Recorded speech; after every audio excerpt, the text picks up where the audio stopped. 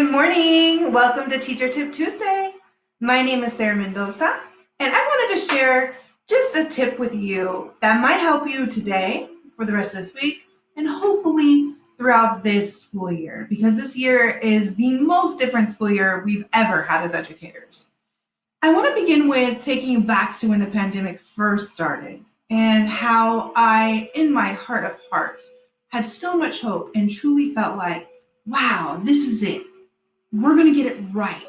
We're going to have to be forced to look at our educational systems and really reevaluate all of the different responsibilities that we place on teachers' shoulders. And honestly, that has not been the case in my personal experience. And many of the other educators that I know and that have reached out to me and that I communicate with. Because we're learning so many new skills and we're living through this new way of teaching that has tended to come with more meetings and more trainings to learn these new skills, and then more documentation, which we never thought could happen, right? But much more documentation kind of proving the growth or the gains that we're making because we're in such a challenging new era within education. And so this brought me to making sure that you know as a teacher to let go of the guilt. Because we know our lists are truly endless. Every single day, we know this. But that it's okay to let go of the guilt of not being able to do everything on that endless list. So I want you to think about letting go of the guilt. And I started thinking, well, how did I get better at that? And I got better at that by weeding through unrealistic expectations.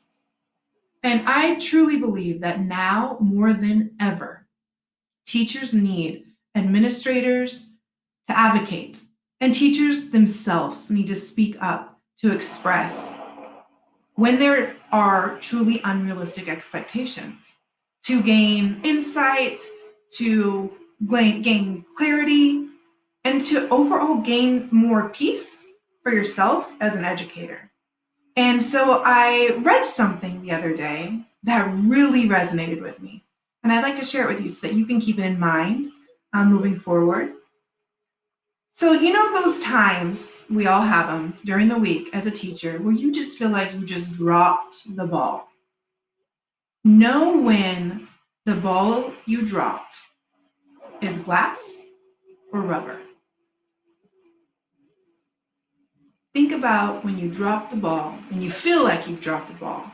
Was it a glass ball or a rubber ball?